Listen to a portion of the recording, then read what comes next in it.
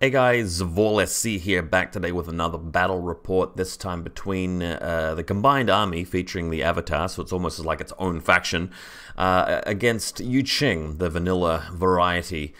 And we're going to be playing a game on the Powerpack mission, slightly updated for Season 10. And yeah, let's just get straight into it. So I've remembered to take a picture of the actual table before we got completely set up. And let's just take the time to quickly run over Powerpack again. So we'll get ourselves out a color. We'll use maybe a green this time. This battle mat is actually a 40k design battle mat. You can even see the little Eldar symbols painted onto it in certain places, but we just like to play with as much variety as we can with the battle mats, because playing with the same ones all the time gets a little bit old. This one, of course, though, is a 6x4 mat, so we've just sort of had to cut off the edge and just sort of explaining where the side of the table is and marking it out with a couple of boxes, so that is the side of it. Now, Combined Army are going to be on this side here for the game, and we're going to have YuJing on this side. Now, as you'll see, there are 3 consoles in the middle, or buttons to press, and there'll also be a couple of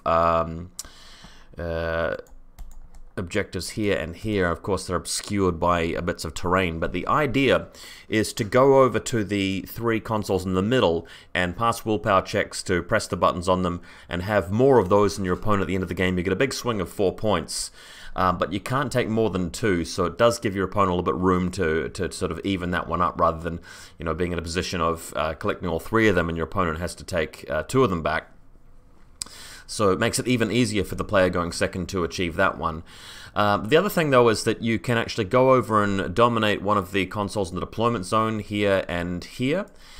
And that will give you a couple of points, plus you get some more for preventing your opponent from getting your one. So it's a very heavily favored second turn win scenario, where if you don't have a good opportunity to completely, you know, take the game away from your opponent by taking the objectives in the center, you can instead send somebody to go and contest the console in the deployment zone. You have the luxury of choosing which way to go when deciding how to win later on, and the player who misses out on last turn doesn't really get that.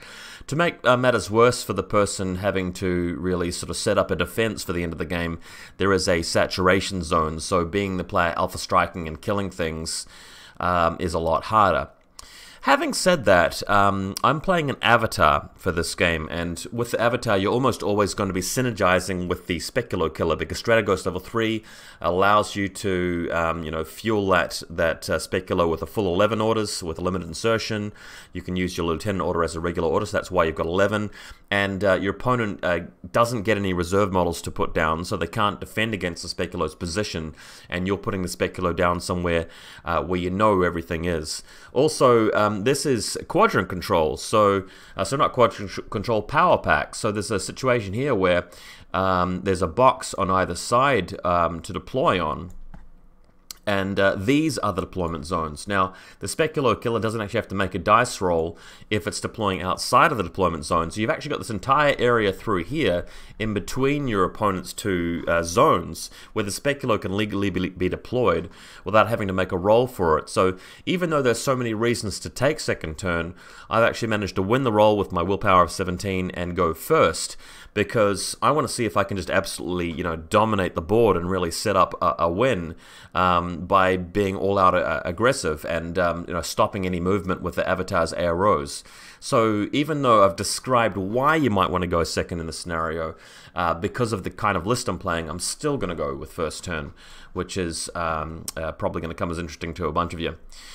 Okay, so me deploying first, this is my left-hand quadrant here. So we've got the R-Drone, Flash Pulse, there's Echadron, Bit&Kiss over here, there's a Shrouded Forward Observer up here ready to go for the middle console, and this a snake here is the servant snake for the Avatar.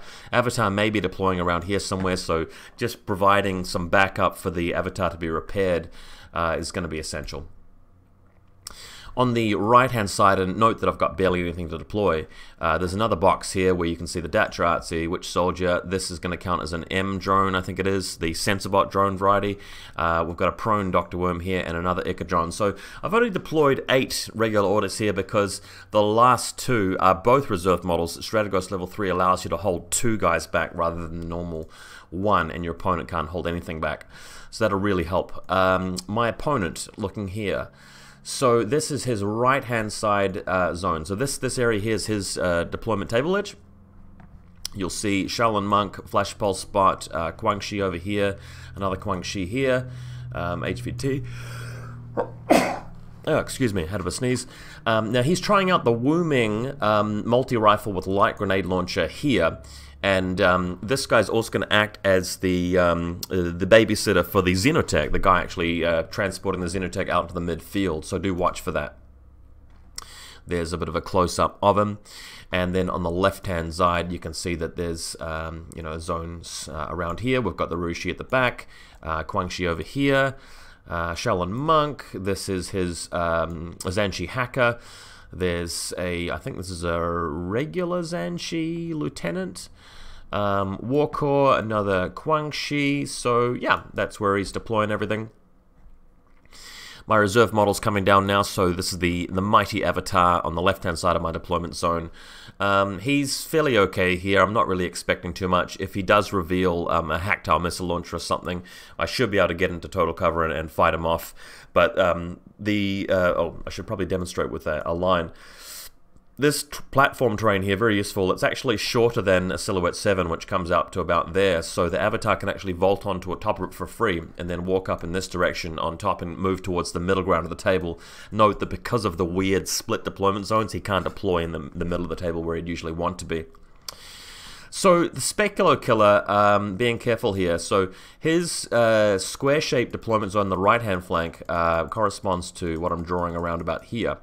So the Speculo just deploying right behind this crate here, out of line of sight of anybody. He's going to be able to move a little bit and shoot at this Guangxi first to eliminate him, and then come around the box a little bit more to shoot at these guys, the Flash Pulse Spot and the Shaolin, take them out. Then perhaps go around the other way, land some smoke, and get into close combat with his Guangxi and his Wu-Ming. Now, if you're feeling like that's a lot for it to do, you may be right, but this is a initial Alpha Strike turn where I have 11 orders. So unless the Speculo takes an unlucky pistol shot to the face from one of these warbands, 11 orders should be more than enough to systematically force face-to-face rolls with each of these individual components of his army and entirely clear out one flank.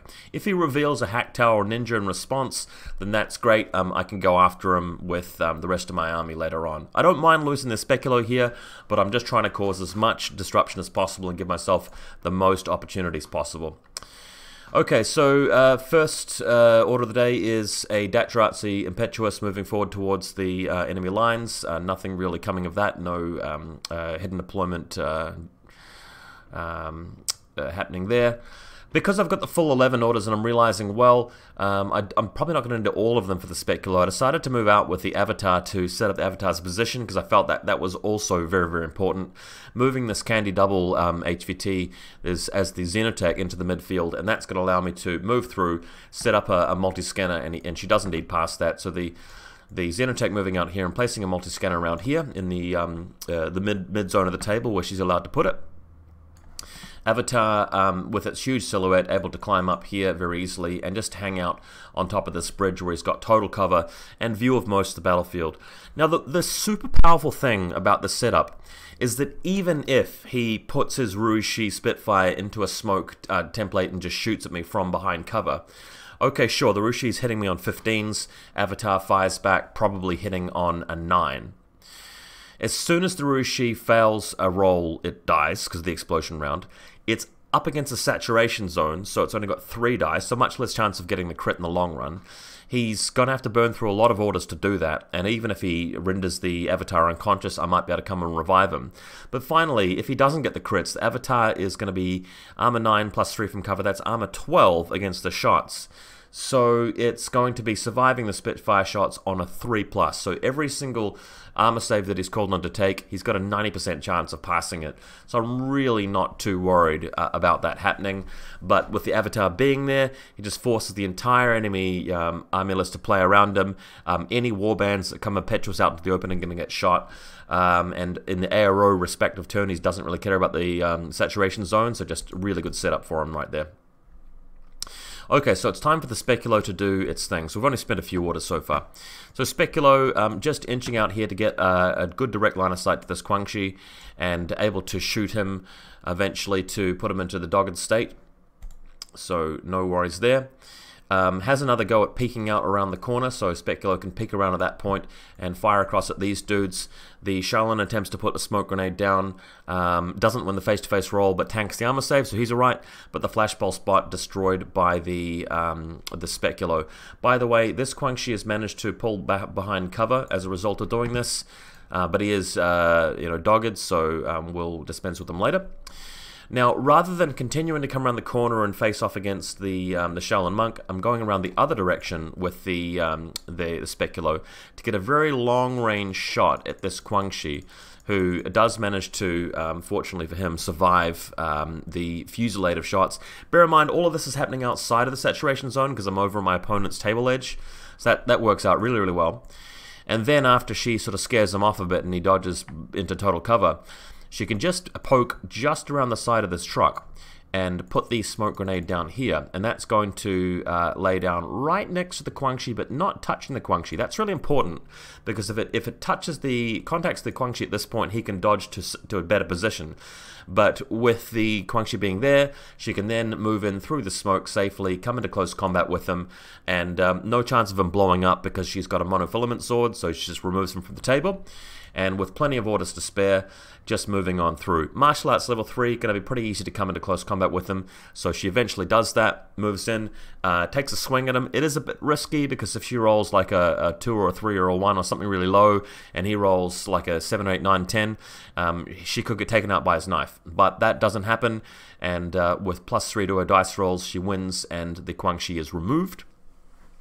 And with last 1 or 2 orders to go, just drops prone, moves into base contact with the Wu Ming here. So this is a Zuyong model, but it's representing a Wu Ming. My opponent didn't have the appropriate model for the Wu Ming. And having to stay prone here because there's still actually a live Shaolin Monk over there, and I don't really want to take a stray pistol or something like that to the face. So going prone, moving into base contact with him, at least tying him up if not killing him. And luckily the Speculo does swing her monofilament blade and slice him in half.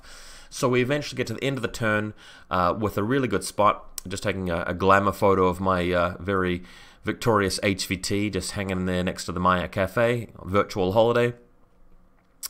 So during that turn, I successfully placed the Xenotex multi-scanner for 2 objective points, so we're on the board. I've killed 2 Quan Chi altogether, and a Flash Pulse spot and a Wu Ming, so he's down 4 regular orders.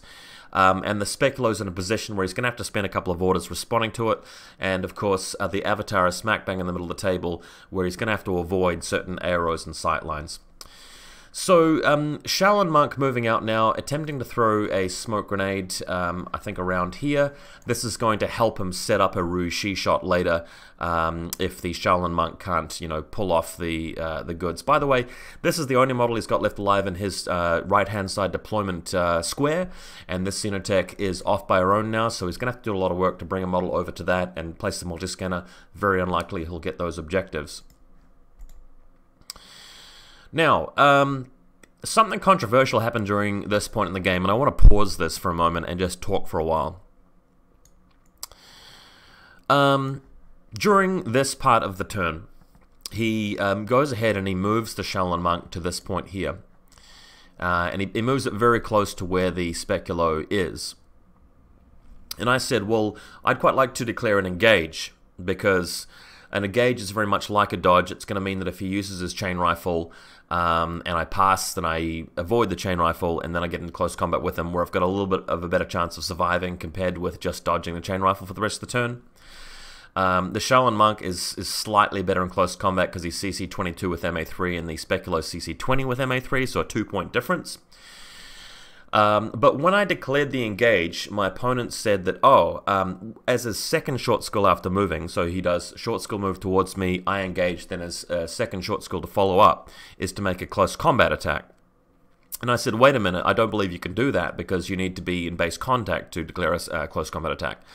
So we open the rulebook and we look at the wiki, and it quite clearly says, under the engage rules, if the target of the engage, so bear in mind in this situation, the Speculo's engaging and he's choosing the Shaolin as the target.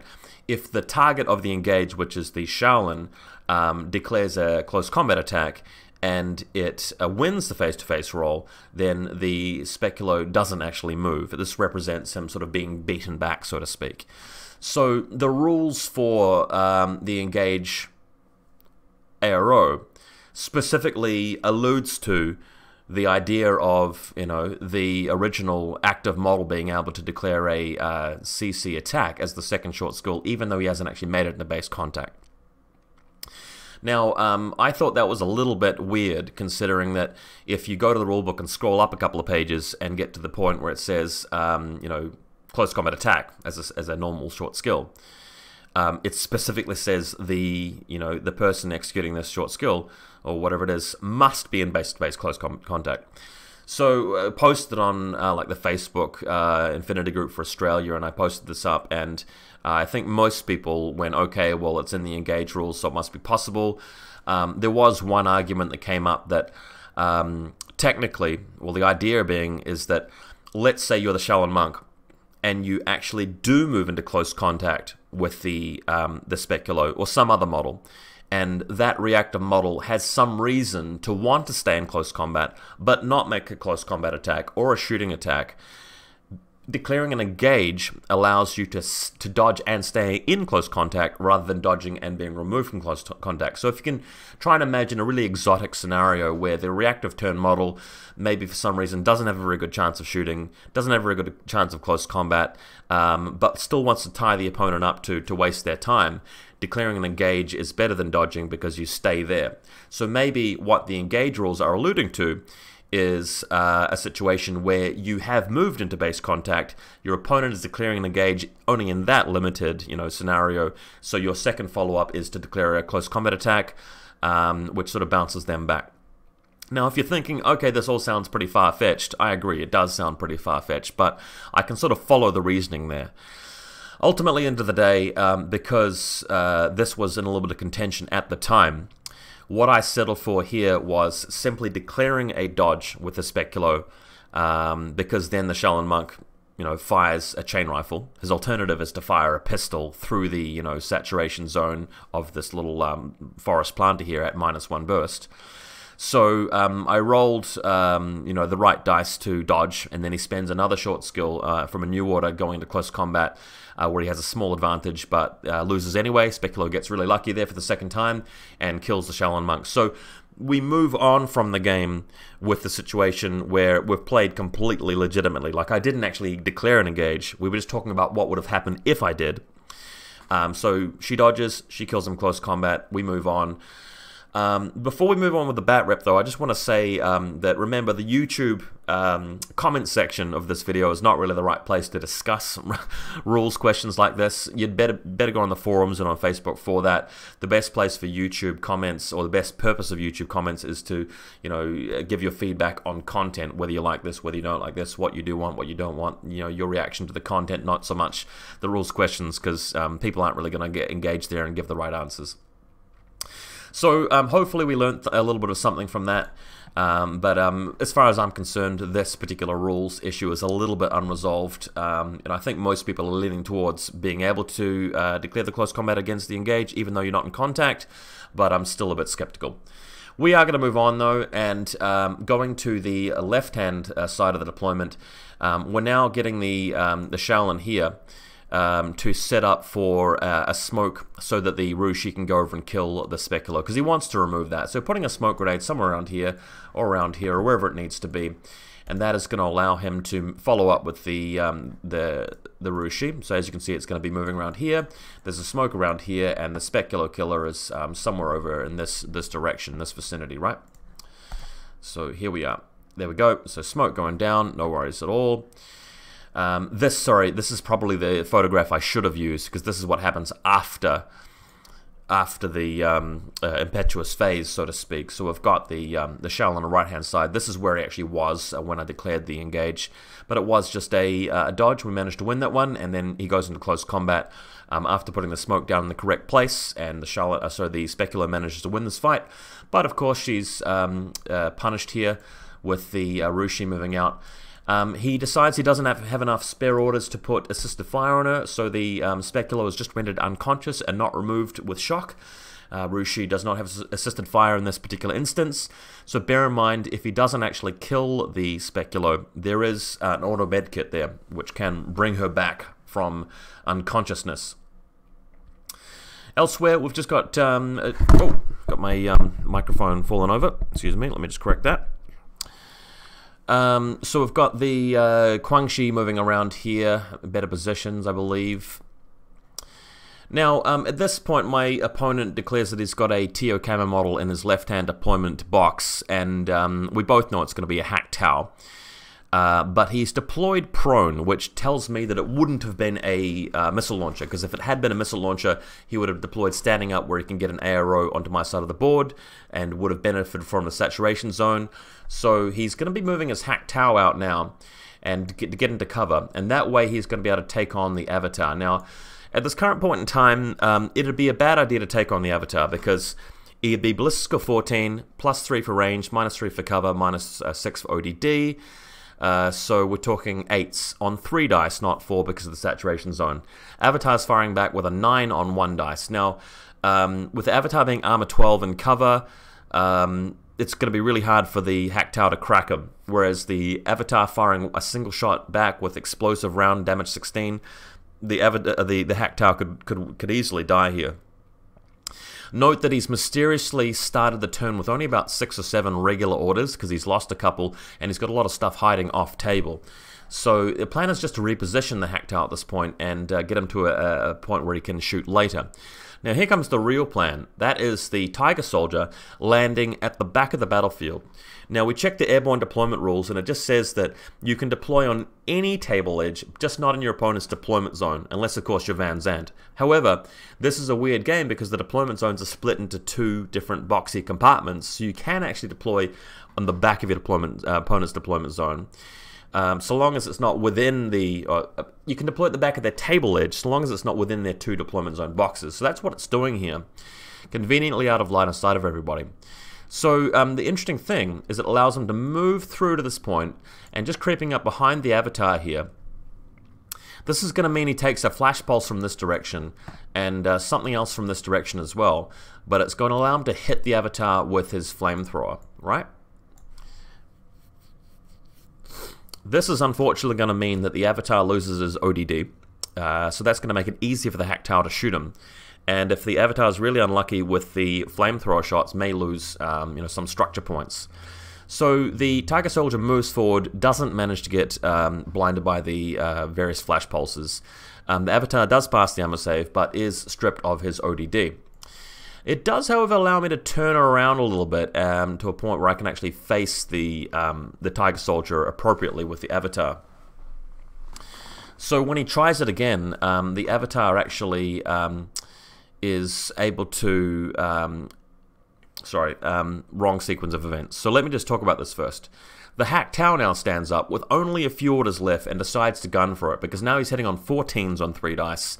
Avatar hitting on a 9 on 1 dice. There's no ODD. So the hack Tau fires through at the Avatar. All of the shots bounce off because of the very sturdy armor 12. But his second volley does manage to get a couple of hits through, unluckily for me, and the Avatar goes down to 1 wound left at the end of the turn. So a bit precarious, but now he's shown where his models are. I'm in still a pretty good position to do well this game, because I've got an Avatar there with 1 wound left, and I've got some other things on my armor list which can contend with these models. So after thinking about it for a bit, and this is the start of my turn, The hack tower's gone prone again, as his last order, just going prone, shooting on the way, so he's not visible to the Avatar at this point for the Avatar to shoot back at him. Avatar turns around a little bit, and the thinking here is that if the Tiger Soldier fires a free flamethrower shot, the chances of surviving the flamethrower is still like 90%. No, it's not 90%. He needs, his armor 9, he needs like a 5+ on a d20. And so long as he doesn't fail the next one, the Doctor can send the helper bot up there and maybe revive him. But the Sepsitor here will be able to go off on, effectively damage 17 because it uses the Avatar's willpower instead of, a specific damage stat. So the Avatar's turning around now, the Flamethrower goes off, luckily passing the armor save against the Flamethrower, and then Sepsitorizing the Tiger Soldier.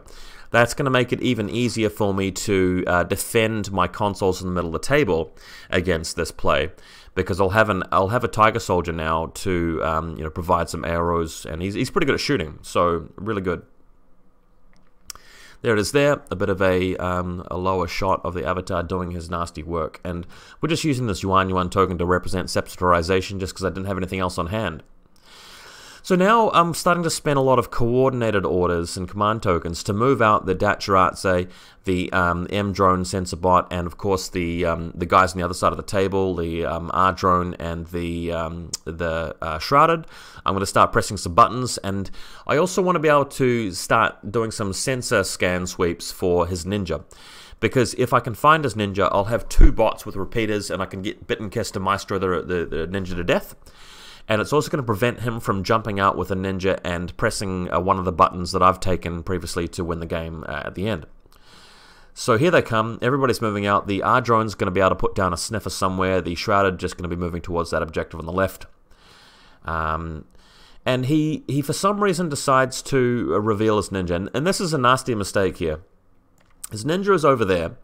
And as he sees the Shrouded coming down, he decides to delay with the ninja, thinking that it might sort of put a bit of a crimp in my plans, slow me down for a bit. And this is just sort of a futile thing to do because I can just keep moving with the Shrouded, I can go hide behind the objective, I don't really care about the ninja. Whereas, because he's revealing the ninja's position, I know exactly where I need to be with a sensor sweep to be able to reveal him. So he sort of panicked a little bit there and, basically saved me a couple of extra orders. So you can see here this model, which normally represents a Q-drone, representing whatever it's called, a sensor bot, moves through to this exact spot here, knowing it's well within 8 inches to the ninja, and the sensor sweep easily reveals him. And of course, because we know it's within 8 inches, that's going to allow me to simply activate Bit and Kiss. So Bit and Kiss with Maestro against the ninja stand a really good chance of killing him, and they do exactly that, rendering him unconscious with the Maestro, and we can simply move on. Having a look at this picture, you can see this objective on the right hand side, press the button successfully with the bot, who now moves back over here. The Dachiratse Witch Soldier has moved up to this wall. If I do have enough orders left later, or if he doesn't kill it, I can actually scale the wall here and go and kill the Hack Tower in close combat after lobbing a Specfire smoke grenade up there. And the Avatar also moving down this walkway and getting to a spot behind this wall where he'll have a really good angle to the left side of the battlefield and the right hand side of the battlefield as well. So just really setting it up. He's gone into suppression fire as well. At this point, I don't really care if I lose the Avatar so long as it costs my opponent some orders, because it's going to be really difficult for for the YuJing player here to actually recollect the consoles. I put down the Xenotech scanner. I've got 2 for that. I'm more likely to have more consoles at the end of the game. That's another 4. So it's going to be quite hard for him to come back in this, because he's really only got 1 specialist left alive in his army, and that's his hacker, who's way across in the corner there. It's going to have a hard time getting over here to the middle. Okay, lastly, I've also moved these in a coordinated order. I've moved the Shrouded over to this side here. He doesn't really have anything left alive on this quadrant of the board. The Speculo's dead. The Xenotech's just hanging out here, and then later in the game, I'm going to be able to move over to this console with the Shrouded and take care of that, just so you guys can see that. Okay, so he's got some more impetuous moves here. There is a Avatar versus the Shaolin Monk here, and the Shaolin Monk manages to avoid the explosive round. Actually, sorry, it's a shock round from, I think, this suppression fire. He passes the armor save, so miraculously lives through that. Now, yeah, there's the shots here from the avatar, and you guys can see what's going on there. He also takes a shot from his own Tiger Soldier who's sepsitorized, so that is firing off with its combi along this little avenue here, well into the distance. Now, it turns out that it didn't just have one Tiger Soldier, he had two Tiger Soldiers, so that was what was mysteriously being transferred between order groups at the start of the game. So he has to use combat jump here, and unluckily I've got no regular hacker in my list to try and hack transport. But thanks to the new Season 10 rules, he's able to drop down to the specific spot here. And this is going to be out of the Avatar's firing arc, even though I'd kind of messed up my positioning because the Avatar's face was sort of clunking into the advertising billboard. So I probably should have just put a silhouette down where the Avatar was supposed to be, just so I could actually get the line of sight a little bit better. But he is out of line of sight of everyone. And that'll allow him to basically shoot at, I think, one of my flash pulse spots here for free and kill it. And then, of course, fire at the Avatar, who's only got one wound left. And the Spitfire is outside of the saturation zone. So the Avatar, at long last, is laid to rest and is destroyed by the Tiger Soldier quite comfortably. We have a Hack Tower now standing up, able to move to a better position just to try and take out some more troopers. Just trying to get line of sight to this thing here. Ultimately, I don't think he manages it. This thing manages to get away into the side here. But the yeah, Hack Tower's trying to get an angle onto it from the high ground.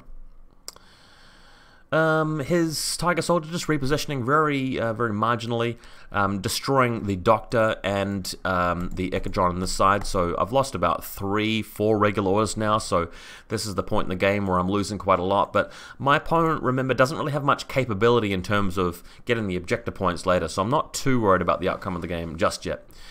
He's moving through with his Ruishi as well. This point, trying to actually have another go at the Speculo because he doesn't want me reviving the Speculo with the auto medkit, so that's what is happening in this photograph. And then we've got also the Tiger Soldier moving out and trying to get a long-range bead onto the Dachiratsi here. And the first volley, I don't believe, manages to kill it. So Dachiratsi managing to live through that. I think eventually planting a smoke grenade at his feet and surviving. So at least the Dachiratsi Witch Soldier is okay through all of that. So it's the final combined army turn, and because the Dachiratsi Witch Soldier is okay, he's able to impetuous his way out here. There's a poor old Rushi just sitting here, so this guy takes a bit of a chain rifle to the face, and the Dachiratsi is able to pick up a nice kill there. Over this side, we're just moving up with Bit and Kiss. Now, because the Avatar had the mnemonica rule, I get to, you know, ghost out his spiritual essence over to another model in my army, and apparently that's allowed to be Bit. So Bit is now the lieutenant, spending that lieutenant order to move Kiss up the ladder here and fire its adhesive launcher at the Tiger Soldier, but unfortunately missing him. So nothing really going on there. The Shrouded, of course, now moving in this position to stand here and press the button on this objective. That's going to mean that I've taken this objective here and the one over the other side of the table. The rules specifically stipulate that I can't take 3 of them at once, so I won't be able to take the middle one, just the 2 on the either side. So we've got the Shrouded completing that successfully, pressing the button, moving through to take some pot shots at the Guangxi, but at that range not really able to take them down. And then it's just a matter of setting up AROs. So the M-Drone here, setting up a bit of an angle through the middle, just in case he sends something through to this objective. But unfortunately for my opponent, he's really just run out of command tokens at this stage. Can't even transfer his hacker from Group 2 to Group 1. So the hacker's in a position where he's only got 2 orders to spend, really, just not enough to get over to the middle objectives. So in his last turn, he's moving out, getting a couple of hit kills here and there with a Hack Tower, and then with his Tiger Soldier, after clearing up a few stragglers, able to climb down the side of the building that he's on down to here, and then he's able to go down the ladder, the stairs, sorry, to that console, and at least nab some points for getting in there. So he's actually punishing the traitorous, sepsitorized Tiger Soldier from that position as he comes past this corner, and then he's able to come down to this objective here and remain in base-to-base contact with it at the end of the game. to at least get some points. And I was actually surprised to find that he gets quite a lot of points from this. There's a bunch of points for standing next to this console at the end of the game, and a bunch of them for preventing your opponent from doing that to yours. So had it not been for the Xenotech, this game would have been a draw. So I didn't realize how much you can actually do with that. It's definitely changed from Season 9. But still, it's a 6-4 win to the Avatar and the combined army, because I have more of the central consoles than him, and I've got the Xenotech's multi-scanner in place, where he's only captured my home-based console and kept his one alive. So, really cool win for the Avatar and combined army. Had a little bit of good luck this game, but my opponent, I think, made some crucial mistakes. Used a few too many command tokens, I think. He tried to restrict my initial command token expenditure to 1 by spending one of his own command tokens, and had to move a lot of models from group to group, and revealed his ninja a little bit unnecessarily. So I think those few mistakes, had he not made those, game would have been a lot closer. Hope you guys enjoy this one. Bit more combined army action, and we'll see you next time.